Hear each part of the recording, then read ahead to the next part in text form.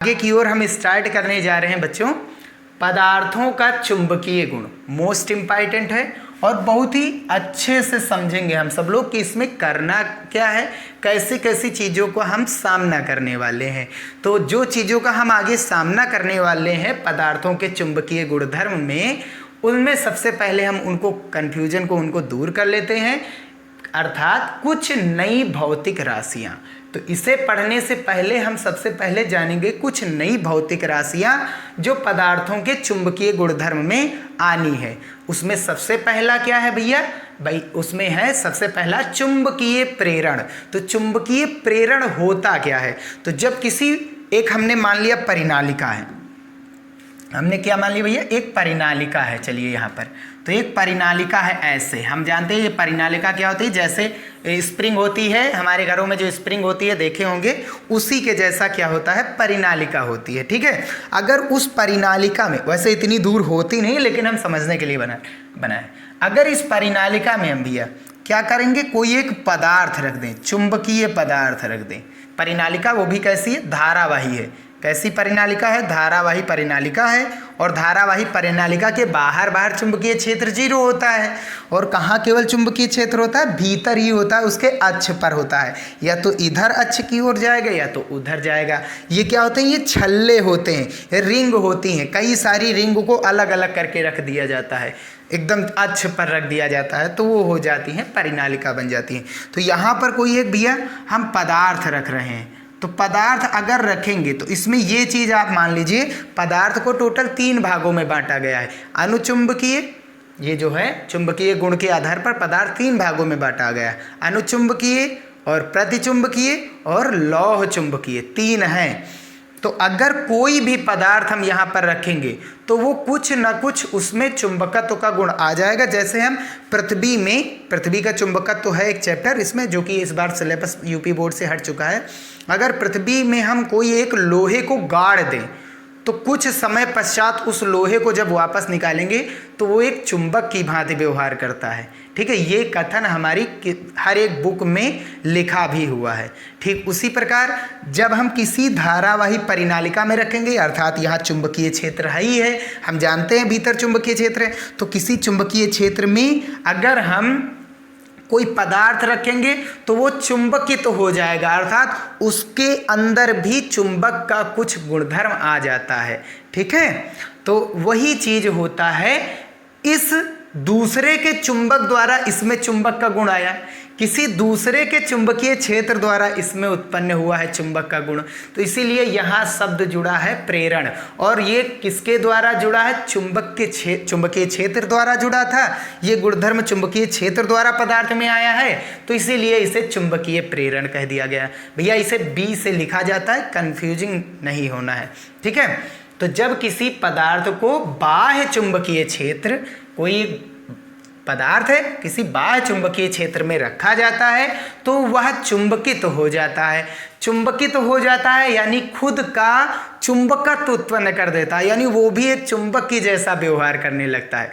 चुंबकित हो जाने का मतलब वो भी एक चुंबक के जैसा व्यवहार करने लगता है। जैसे एक हम चुंबक से सिक्का, जब बोल्ट कुछ भी चिपकाते हैं तो चिपक जाता है, वो लोहा जो है चुंबक से चिपक जाता है। तो इसके बाद अगर हम सिक्के को लोहे से चिपकाएं, चुंबक से ना चिपकाएं, लोहे से चिपकाएंगे तो वो भी क्या हो जाता है? चिपक जाता है। लोहे में भी क्या आ जाता है? चुंबक का गुण आ जाता है। तो सेम वही चीज़ है यहाँ पर भी है। ठीक है, तो पदार्थ में उत्पन्न इस चुंबकत्व को, पदार्थ में क्या, खुद का एक चुंबकीय क्षेत्र उत्पन्न हो जाता है, खुद का चुंबक आ जाता है, खुद चुंबक बन जाता है, चुंबक के गुणधर्म आ जाते हैं। और ये जो पदार्थ के अंदर गुणधर्म आए हैं, अर्थात चुंबकत्व तो आया है, इसे क्योंकि ये दूसरे के कारण आया तो इसे प्रेरित चुंबकत्व कहते हैं। और जबकि भैया ये घटना जो है चुंबकीय प्रेरण कहलाती है, और हम लोग जानते हैं चुंबकीय प्रेरण बी से लिखा जाता है। ठीक है, तो ये पदार्थ का चुंबकीय प्रेरण कहलाती है कि पदार्थ कैसे जो है चुंबकित हुआ है। चलिए भैया आगे फिर हम देखते हैं चुंबकन की तीव्रता या चुंबकन तीव्रता क्या होती है। ठीक है, तो इसे हम 2 चीजों से लिखते हैं, आई, या फिर बहुत सी बुकों में इसे एम से भी लिखा गया है, वो भी एक सदिश राशि है, ये भी एक सदिश राशि है। अब क्योंकि हम पिछले वीडियो में एम के बारे में पढ़ भी चुके हैं कि m जो होता है वो चुंबकीय द्विध्रुव आघूर्ण होता है या चुंबकीय आघूर्ण होता है। तो इसलिए हम यहाँ पर कौन सा शब्द यूज करने वाले हैं, आई भैया यूज करने वाले हैं, m को हम यूज नहीं करेंगे क्योंकि m हम यूज पहले से ही कर चुके हैं। तो अगर आ गया कहीं से तो ये समझ लेना दोनों एक ही होते हैं अगर लिखा हुआ है। तो ये होता क्या है सबसे पहले, तो ये मेन चीजें हम यहाँ पर रख दिए हैं, ठीक है। तो पदार्थ किस सीमा तक चुंबकित हुआ, ये जो किसी परिनालिका में जब कोई पदार्थ रखा जाता है, यहाँ पर कोई एक पदार्थ रखा गया है, तो ये पदार्थ जो है किस सीमा तक मतलब चुंबकित हुआ, इसमें कितनी क्षमता तक चुंबक का गुण आया है, ठीक है। तो ये है चुंबकन की तीव्रता बताता है हमें, ठीक है। अर्थात और ये क्या बताता है, ये जो चुंबकन की तीव्रता होती है ये पदार्थ के भीतर का गुणधर्म बताता है, भीतर के चुंबकीय क्षेत्र को बताता है, बाहर के नहीं बताता। बाहर के लिए हम अलग के लिए पढ़ेंगे। तो अगर कोई पदार्थ, एक यहाँ पर मेन लाइन है कि अगर कोई पदार्थ किसी चुंबकीय क्षेत्र में रखा जाता है तो वो खुद चुंबकित हो जाता है। और चुंबकित कौन करता है, ये परिनालिका जिसमें ये रखा जाता है उसका चुंबकीय क्षेत्र चुंबकित करता है। वो जो चुंबकीय क्षेत्र जो इसे चुंबकित कर रहा है, इसमें चुंबक का गुण ला रहा है, वो दो भागों में भैया बढ़ जाता है। एक इसके भीतर वाले भाग को चुंबकित करने में, एक इसके बाहर वाले भाग को चुंबकित करने में। तो ये चीज याद रखिए। तो भीतर वाले गुणधर्म को कौन दर्शाता है कि भीतर वाला कितना, जो पदार्थ है उसका भीतर वाले जो कण है, परमाणु है, वो कितना चुंबकित हुए हैं, ये बताता है भैया चुंबकन की तीव्रता। इसको हम भैया आई से लिखते हैं, ठीक है। कहीं दिक्कत होगी तो उसे समझ जरूर लीजिएगा, कमेंट करिएगा, हम दोबारा से समझाएंगे उसे, ठीक है।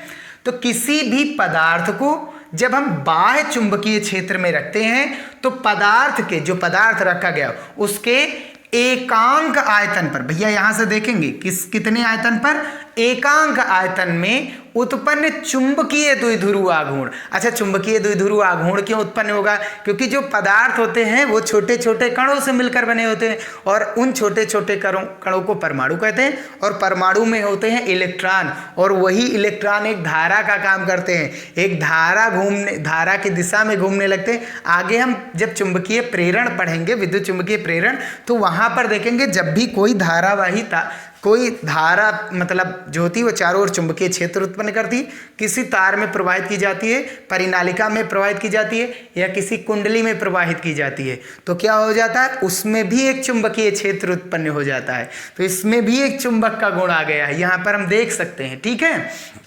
और वो किसके द्वारा आया भैया, वो इलेक्ट्रॉन के द्वारा आया, क्योंकि इलेक्ट्रॉन का भी हमने बताया था पदार्थ जो होता है, क्षण चुंबक जो होता है, वो भीतर जो एक चुंबकीय द्विध्रुव की भांति व्यवहार करता है, वो भी कौन सी, धारावाही लूप जैसा व्यवहार करता है। और धारावाही लूप उसे बनाता कौन है, वो जो छोटे छोटे परमाणु थे वो बनाता है। और धारावाही कौन बनाता है, इलेक्ट्रॉन बनाते हैं, क्योंकि इलेक्ट्रॉन गति करते हैं, ठीक है। तो उसी के कारण जो है उसमें क्या आ जाता है, उन इलेक्ट्रॉनों का ही यहाँ पर क्या लिया गया, चुंबकीय द्विध्रुव आघूर्ण भैया लिया गया है। तो कोई एक क्षण चुंबक है, क्षण चुंबक हमने ये मान लिया एक परिनालिका है, ये जब किसी चुंबक परिनालिका में, यानी परिनालिका की धारावाही परिनालिका है, धारावाही परिनालिका है तो जाहिर सी बात है भैया ये क्या उत्पन्न करेगा, ये चुंबकीय क्षेत्र भीतर उत्पन्न करेगा। तो जब भी किसी चुंबकीय क्षेत्र में, परिनालिका की बात करेंगे धारावाही तो मतलब अंदर चुंबकीय क्षेत्र है, एक पदार्थ रखा जाता है भैया, तो क्या हो जाता है, वो पदार्थ चुंबकित हो जाता है, यानी उस पदार्थ में चुंबक का गुण आ जाता है। और यहाँ पर बताया गया है कि पदार्थ के भीतर जो है, इस पदार्थ के भीतर जो है एकांक आयतन मतलब 1 मीटर लंबाई, 1 मीटर चौड़ाई और 1 ही मीटर ऊंचाई में, इन तीनों चीजों को मिला करके जो भी उसमें इलेक्ट्रॉनों द्वारा उत्पन्न हुआ चुंबकीय द्विध्रुव आघूर्ण जो होता है, वही चुंबकन की तीव्रता कहलाती है। तो हम मान लेंगे जो हमारा ये पदार्थ है इसका टोटल आयतन कितना है भैया, V है, इसका टोटल आयतन कितना है, V है। तो V आयतन के लिए कितना चुंबकीय द्विध्रुव आघूर्ण, यानी इस पूरे के पूरे पदार्थ में इलेक्ट्रॉन कितना चुंबकीय द्विध्रुव आघूर्ण उत्पन्न करते हैं भैया, M उत्पन्न करते हैं। क्योंकि ये चुंबकीय द्विध्रुव आघूर्ण जो है, चुंबकीय आघूर्ण खुद का तो हुआ नहीं, ये चुंबकीय क्षेत्र में रखा गया तब इसमें उत्पन्न हुआ, ये धारावाही लूप जैसा व्यवहार किया, इलेक्ट्रॉन तभी घूमेगा, ठीक है। तो चुंबक का मतलब, चुंबकीय क्षेत्र का मतलब धारा है, आप ये याद रखिए। अगर कहीं पर भी चुंबकीय क्षेत्र है तो इसका मतलब वो धारा का नाम लिया जा रहा है वहाँ पर, ठीक है। तो अच्छे से समझेंगे। तो यह जाहिर सी बात, यहाँ धारा है, धारा तो अंदर वाले पदार्थ यानी चुंबकीय क्षेत्र है, चुंबकीय क्षेत्र है तो ये भी चुंबक है, ये भी चुंबक है, तो इसमें इलेक्ट्रॉन क्या करेंगे, घूम रहे होते हैं। तो उन इलेक्ट्रॉनों का पूरे के पूरे पदार्थ में जो चुंबकीय द्विध्रुव आघूर्ण है भैया वो m है। अब इसके एकांक आयतन में, इस पदार्थ के एकांक आयतन में कितना होगा, तो 5 पेन 25 रुपए के हैं, तो एक पेन कितने के मिलेंगे, 25/5 बराबर 5। तो एकांक आयतन में हम यहाँ से भैया देख सकते हैं कि एकांक आयतन में 1 मीटर क्यूब, एकांक का मतलब 1 और आयतन का मात्रक मीटर क्यूब होता है। तो एकांक आयतन में कुल देख सकते हैं कितना चुंबकीय द्विध्रुव आघूर्ण आया है। v आयतन में m था, पूरे के पूरा आयतन v माना गया, तो v आयतन में m था, तो एकांक आयतन में m/v आया। तो m/v ही हमारा क्या कहलाता है, चुंबकन की तीव्रता। यानी चुंबकन की तीव्रता को भैया हम किससे लिखते हैं, चुंबकन की तीव्रता को I से लिखते हैं। तो I बराबर कितना हो गया, क्योंकि I एक सदिश राशि है तो वेक्टर लगा देंगे। M भी एक सदिश राशि होती है जिसकी दिशा दक्षिणी ध्रुव से उत्तरी ध्रुव की ओर होती है, और अपान में कितना है, V है, ठीक है। तो भैया ये था हमारा चुंबकन की तीव्रता। क्या थी ये, हमारी चुंबकन की तीव्रता थी, ठीक है। अब कुछ चीजों को भी आगे देख लेते हैं। चुंबकन की तीव्रता को I वेक्टर से लिखा जाता है, इसकी दिशा उधर ही होगी जिस ओर M की ओर होगी। अच्छा, यहाँ पर भैया M है क्या, M है ये चुंबकीय द्विध्रुव आघूर्ण। चुंबकीय द्विध्रुव आघूर्ण को एक चीज याद रखिए, चुंबकीय आघूर्ण भी कहा जाता है। क्या है ये हमारा, चुंबकीय आघूर्ण भी है, होता है ये, इसे चुंबकीय आघूर्ण भी बोला जाता है। और V क्या है भैया, आयतन है। अच्छा, किसी क्षण चुंबक का, किसी भी क्षण चुंबक का चुंबकीय द्विध्रुव आघूर्ण कितना होता है, m बराबर क्षण चुंबक का, ये हम मान लेंगे चुंबक का n सिरा है, कोई क्षण चुंबक रख दिया गया, और ये चुंबक का s सिरा है, और इन दोनों के बीच की जो प्रभावी लंबाई होती है वो 2l मानी जाती है। n वाले का जो ध्रुव सामर्थ्य होता है वो हमने +m माना था, s वाले का ध्रुव सामर्थ्य -m माना था। तो यहाँ पर किसी भी क्षण चुंबक का चुंबकीय द्विध्रुव आघूर्ण क्या होता है, तो किसी भी क्षण चुंबक का चुंबकीय द्विध्रुव आघूर्ण जो होता है, दोनों चुंबकों की ध्रुव सामर्थ्य ये m और इनके बीच की जो प्रभावी लंबाई होती है यानी 2l का जो गुणनफल होता है वही चुंबकीय द्विध्रुव आघूर्ण कहलाता है या चुंबकीय आघूर्ण कहलाता है। तो यहाँ से हम लिख सकते हैं कि जो I होता है, देख सकते हैं I वेक्टर बराबर, I बराबर हम कह सकते हैं m बराबर क्या हुआ है, m × 2l, ये न्यूमेरिकल में आ जाता है कभी कभी। और V है आयतन, आयतन क्या है, इसका परिच्छेद क्षेत्रफल जो है, क्षण चुंबक है उसका परिच्छेद क्रॉस सेक्शन एरिया जो है वो कितना है, हमने मान लिया क्रॉस सेक्शन एरिया जो इसका है इस क्षण चुंबक का, क्योंकि ये धारावाही लूप अंदर ही अंदर होता है, तो उस धारावाही लूप का एरिया कितना है, a है, और इसकी लंबाई कितनी है, 2l है। तो आयतन बराबर क्या होता है, परिच्छेद भाग का क्षेत्रफल गुणा लंबाई, तो यानी a के गुणा में कितना आ जाएगा, लंबाई कितनी है, 2l है, ठीक है। तो ये क्या हो जाएंगे, आपस में कैंसिल हो जाएंगे और m/a आ जाएगा हमारा I का मान, ठीक है ना भैया। कोई समस्या होगी तो तुरंत के तुरंत आप पूछ सकते हैं, कोई दिक्कत नहीं। तो अब हम भैया क्या देखते हैं, मात्रक को चलिए देख लेते हैं। तो यहाँ से हम क्या करेंगे, ये हमारा I का मान आया है, I बराबर कितना आया, m/a आया। m है ध्रुव सामर्थ्य, a है जो लूप है उसका एरिया है, ठीक है। किसका लूप है, क्योंकि क्षण चुंबक भीतर ही भीतर धारावाही लूप जैसा व्यवहार करता है इलेक्ट्रॉन के कारण। अब मात्रक क्या होगा, I का मात्रक क्या होगा, प्रतीक तो I है, मात्रक तो m का मात्रक क्या होता है, ध्रुव सामर्थ्य का, एक हमने बताया था धारावाही लूप के लिए जो चुंबकीय ध्रुव सामर्थ्य नहीं, चुंबकीय आघूर्ण का जो होता है वो NIA के बराबर होता है किसी भी धारावाही लूप के लिए। n है फेरों की संख्या, कितनी बार तार घुमाया गया उस लूप को बनाने में, I उसमें प्रभावित धारा है, और a था जो लूप है उसका क्षेत्रफल। तो इसका कोई मात्रक नहीं होता, धारा का मात्रक एम्पियर होता है और क्षेत्रफल का मात्रक मीटर स्क्वायर। तो हम देख सकते हैं ये एम्पियर मीटर स्क्वायर होता है। तो m का मात्रक होता है एम्पियर एम्पियर मीटर स्क्वायर, और अपान में नीचे क्या है आयतन, आयतन का मात्रक क्या होता है मीटर क्यूब। ठीक है, तो यहाँ से हम क्या करेंगे कैंसिल आउट करेंगे कि 2 मीटर से 2 मीटर कैंसिल, तो क्या आ जाएगा मात्रक, मात्रक आएगा एम्पियर प्रति मीटर, ये हो जाएगा इसका मात्रक। अच्छा, इसका भैया बीमा क्या हो जाएगी, इसकी विमीय सूत्र क्या बनेगा इसका, तो विमीय सूत्र इसका भैया बनेगा, एम्पियर किसका मात्रक होता है धारा का, और धारा की बीमा क्या होती है भैया ए होती है। मीटर किसका मात्रक होता है लंबाई का, लंबाई की बीमा क्या होती है एल, बटे में है एल, ऊपर आएगा तो एल की पावर 1 थी, ऊपर आएगा तो -1, तो ए एल इनवर्स या एल इनवर्स ए हो जाएगा। और भैया एक सबसे लास्ट है और सबसे खास बात है इसकी, और वो है भैया ये राशि कौन सी है, तो ये राशि भैया सदिश राशि है, और इसको सदिश राशि बनाने वाला उत्तरदायी कौन है, तो ये हमारा चुंबकीय आघूर्ण है, इसी की ओर इसकी भी दिशा होती है। तो ये था चुंबकन की तीव्रता, अर्थात चुंबक के भीतर जब कोई धारावाही लूप में कोई पदार्थ रखा जाता है तो उसके भीतर एकांक लंबाई में कितना चुंबकीय द्विध्रुव आघूर्ण है, अर्थात वो भीतर कितना चुंबकीय क्षेत्र हुआ, अंदर से कितना चुंबकित हुआ। तो मेन बात यही है कि अगर कोई परिनालिका के भीतर चुंबकीय क्षेत्र में कोई पदार्थ रखा जाता है तो उसके भीतर के भाग कितना चुंबकित हुआ, भीतर के भाग का चुंबकीय क्षेत्र कितना आया, वो है आई। तो चलिए भैया आगे हम देखते हैं चुंबकन क्षेत्र क्या होता है। तो अभी तक हम सब लोगों ने ये देखा कि चुंबकन तीव्रता क्या होती है, चुंबकन की तीव्रता क्या होती है। अब एक खास बात है, इसे चुंबकन क्षेत्र की तीव्रता भी कहा जाता है, ये चुंबकन क्षेत्र भी कहा जाता है, यानी चुंबक के बाहर जो पदार्थ रखा गया है, पदार्थ को देखना, चुंबक को नहीं, परिनालिका को नहीं। तो इसमें जो चुंबक के भीतर या परिनालिका के भीतर जो पदार्थ रखा गया है, इसके भीतर का भाग कितना चुंबकित हुआ, ये चुंबकन की तीव्रता बताता है। ठीक है, वो कितना चिपका सकता है दूसरे को, अंदर से कितना जो है चुंबकित हुआ ये बताता है, और ये बाहर से कितना चुंबकित हुआ चुंबकन क्षेत्र बताता है। बाहर का एरिया, भाई वो चुंबक बन गया तो उसका भी तो एक क्षेत्र हो जाएगा।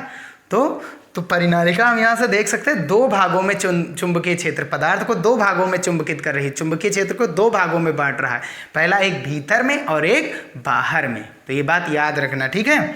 तो देखते हैं चुंबकन क्षेत्र क्या होता है, अर्थात पदार्थ के बाहरी चुंबकीय क्षेत्र का गुण। तो बाहर पदार्थ के बाहर चुंबकीय क्षेत्र का गुण ये चुंबकन क्षेत्र बताता है। भीतर कौन बताता है, चुंबकन तीव्रता बताता है। इसको भैया H से लिखा जाता है, उसको I से लिखा गया था, इसको हम H से लिखेंगे। ये होता क्या है, तो पदार्थ को चुंबकित करने के लिए, किसी भी पदार्थ को चुंबकित करने के लिए जो परिनालिका में रखा गया है उसको चुंबकित करने के लिए आवश्यक बाह्य चुंबकीय क्षेत्र, जिसको हम किससे लिखते हैं B, एवं पदार्थ की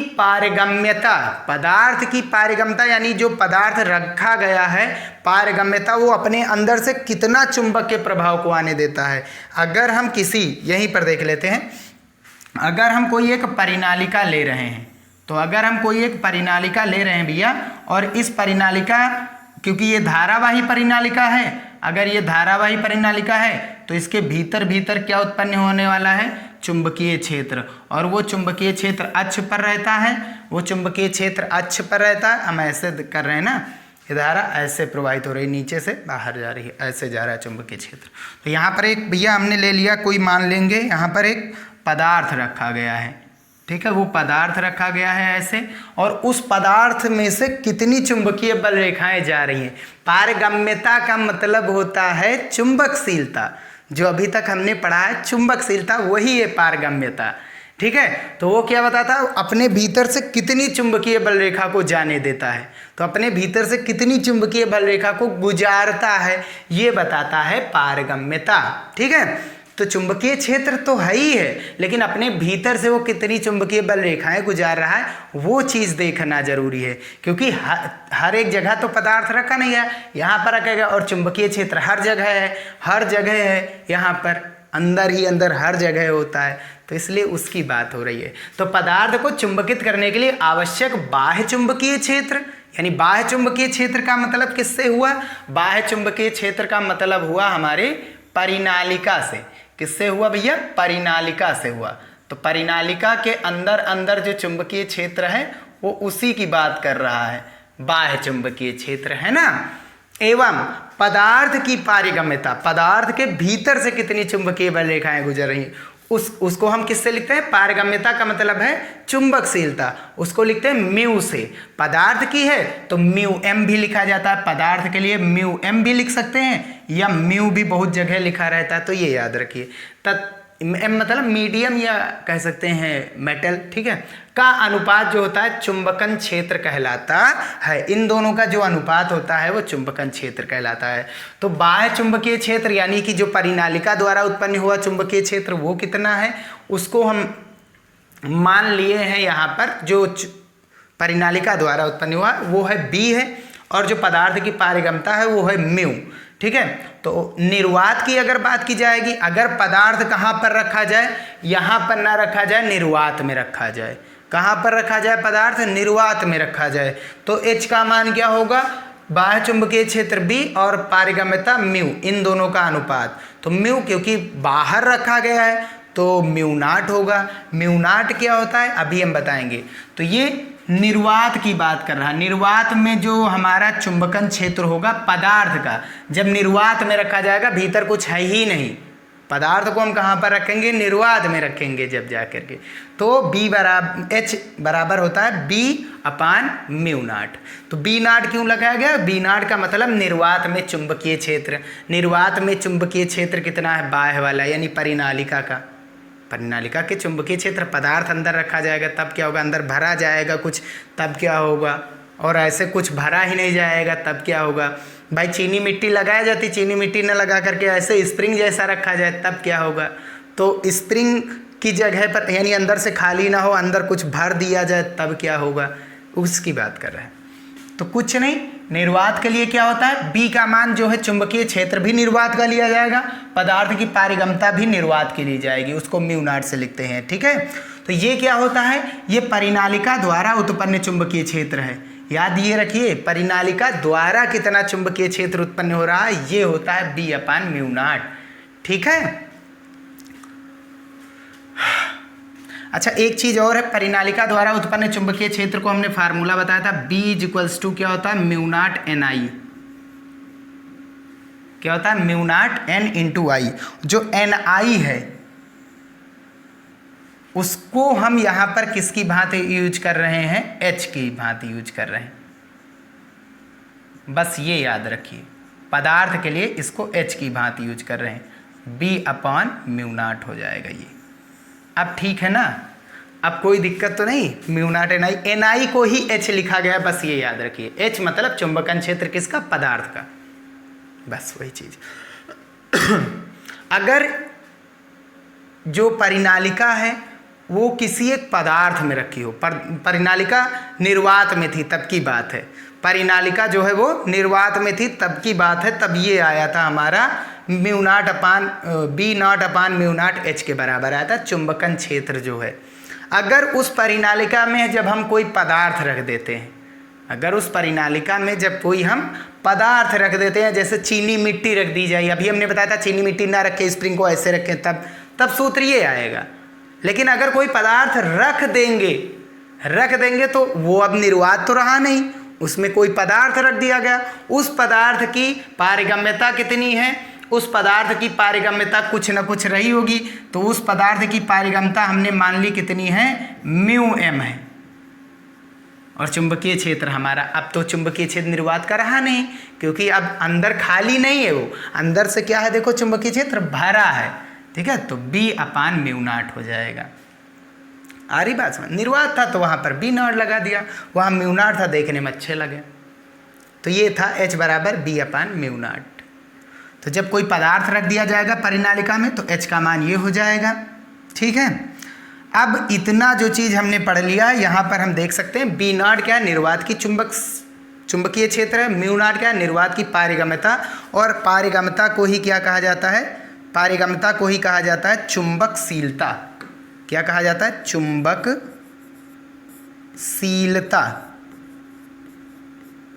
ठीक है ना।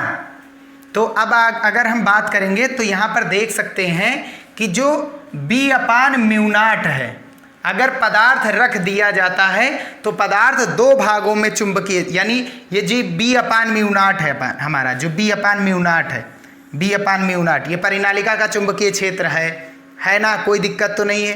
ठीक, B/μ0 परिनालिका का चुंबकीय क्षेत्र है और परिनालिका का चुंबकीय क्षेत्र इस पदार्थ को दो भागों में चुंबकित करता है, एक भीतर और एक बाहर। तो B/μ0 दो भागों में बटेगा, एक परिनालिका को बाहर कितना चुंबकित कर रहा है और एक परिनालिका का चुंबकीय क्षेत्र कितना बना रहा है, और साथ ही साथ भाई वो चुंबकित कर रहा है तो जाहिर सी बात वो चुंबक बन गया, तो उसको भीतर से कितना चुंबकित किया गया I, और बाहर से कितना चुंबकित किया गया H। कौन चुंबकित कर रहा, B/μ0 रखे तभी तो वो H बना था। μ0 ये Ni ही H है, चुंबक धारा जो अभी तक थी वो चुंबकीय क्षेत्र ही है बस। ठीक है, तो अगर μ0 का इधर गुणा कराएंगे तो ये μ0H और μ0I।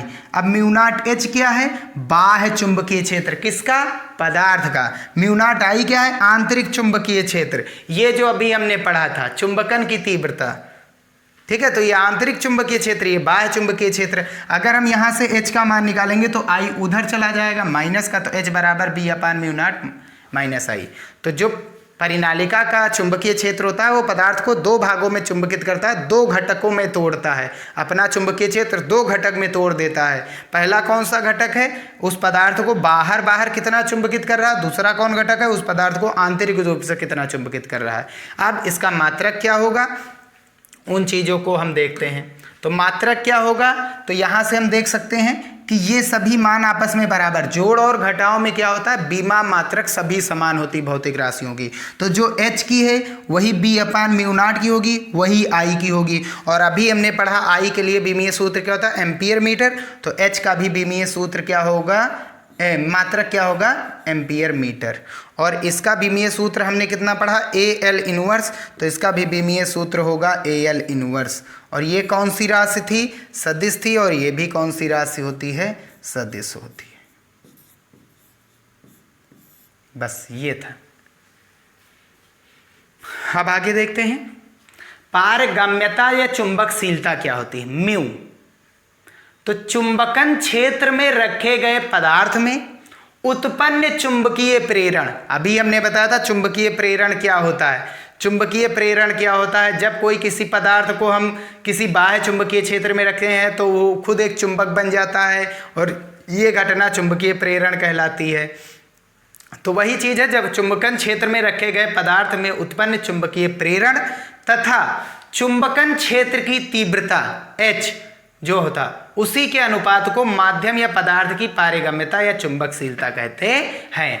तो इसे μm से लिख सकते हो आप, म्यू से भी बहुत सी बुकों में लिखा गया है। तो B/H, B क्या होता है, चुंबकीय प्रेरण, उस पदार्थ का जो चुंबकीय क्षेत्र में रखने से चुंबकित हुआ है, उसके अंदर कितना गुणधर्म आया चुंबक का वो। तो जितना बाह्य चुंबकीय क्षेत्र होगा उतना ही चुंबकित हुआ था, यही तो था। अभी जितना बाह्य चुंबकीय क्षेत्र था उतना ही दोनों भागों में बटा था, और बाहर चुंबकीय क्षेत्र कितना, इसके बारे में कौन बताता है, μm।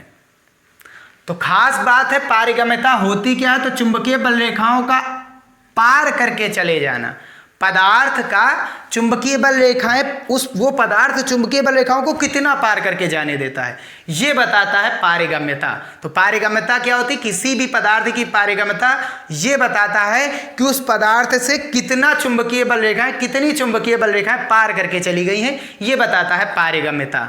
आ रही बात समझ में। तो ये चीज पारगम्यता, तो इसके लिए कौन होगा मेन, तो बाहर का चुंबकीय क्षेत्र कैसा होगा, चुंबकीय क्षेत्र बाहर का प्रबल है तो अंदर चला ही जाएगा, तो ये वाला इसका चुंबकीय क्षेत्र आने नहीं देगा। कुछ ऐसे पदार्थ हैं जो उस पार करने, जो चुंबकीय बल रेखा है उसको आने देती हैं, और कुछ ऐसे हैं जो आने भी नहीं देते हैं, वो विरोध करते हैं, अर्थात तो उनकी पारगम्यता कम होती है। तो जो विरोध करेंगे उनकी पारगम्यता कम होती, जो विरोध नहीं करेंगे उनकी पारगम्यता क्या होती, अधिक होती है। यानी उसके लिए बाहर वाला चुंबकीय क्षेत्र ज़्यादा होना चाहिए और भीतर वाला पदार्थ वाले का कम होना चाहिए। पदार्थ का जो बाहर का चुंबकीय क्षेत्र वो कम होना चाहिए और परिनालिका का ज़्यादा होना चाहिए। भाई यही तो बताया था, परिनालिका का चुंबकीय क्षेत्र चुंबकीय प्रेरण ही तो होता है। मात्रक क्या होता है, तो मात्रक इसका देखेंगे तो ये जो मात्रक होता है, ये बी का मात्रक क्या होता है, तो बी चुंबकीय क्षेत्र होता है, न्यूटन पर एम्पियर मीटर होता है, न्यूटन बटा एम्पियर मीटर होता है। और बटे में कौन था, एच था, और एच अभी हमने पढ़ा एम्पियर मीटर होता है। ये क्या होता है, एम्पियर मीटर होता है। और ये एच कहाँ पर है, एच है बटे में। कहाँ पर है एच, बटे में। अरे रुकिए, न्यूटन प्रति एम्पियर, एम्पियर प्रति मीटर होता है ना भैया, एम्पियर प्रति मीटर होता है एच का। तो ये और ये कैंसिल हो जाएगा। इसका मात्रक क्या है, न्यूटन पर एम्पियर स्क्वायर। तो ये बहुत है, ये आगे जो आया था हमारा म्यू नॉट अपान 4 पाई, ये वही है न्यूटन पर एम्पियर स्क्वायर। ठीक है, अब आपेक्षिक चुंबकशीलता क्या होती है ये चीज देखते हैं। आपेक्षिक मतलब तुलना कराई गई है। तो किसी भी पदार्थ की जो चुंबकशीलता है, किसी भी पदार्थ की पारगम्यता जो है, वो निर्वात की पारगम्यता से जब उसकी तुलना करा दी जाए, उसकी तुलना किससे करा दी जाए, निर्वात की चुंबकशीलता से। तो किसी भी पदार्थ की पारगम्यता अर्थात चुंबकशीलता की तुलना जब हम उसके निर्वात के ठीक है, पदार्थ के चुंबकशीलता की तुलना हम निर्वात की चुंबकशीलता से जब हम कराते हैं तो वो बन जाता है आपेक्षिक चुंबकशीलता। तो पदार्थ के चुंबकशीलता का हम तुलना किससे कराते हैं, पदार्थ के चुंबकशीलता यानी पदार्थ की पारगम्यता की तुलना जो है हम म्यू नॉट से करा देते हैं। तो पदार्थ की कितनी होती है, पदार्थ की म्यू एम या म्यू लिखा जाता है, और निर्वात की क्या होती है, म्यू नॉट होती है। ठीक है, तो पदार्थ की चुंबकशीलता तथा निर्वात की चुंबकशीलता के अनुपात को देख लिया गया ना। निर्वात की चुंबकशीलता से तुलना कराई गई, किसकी तुलना कराई गई है, पदार्थ के चुंबकशीलता की। और तुलना कराने का मतलब होता है भाग कराना हर जगह।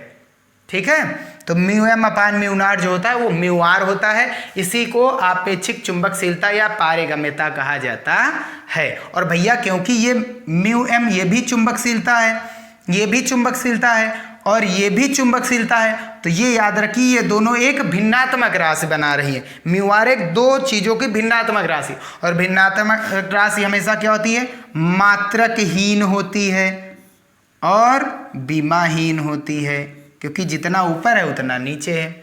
अच्छा, और भी एक चीज़ समझ सकते हैं, यहाँ से देख सकते हैं कि जो एच था हमारा वो निर्वात में B upon mu not upon mu not था। यानी परिनालिका जब निर्वात में थी तो एच का मान कितना था, B naught upon mu not.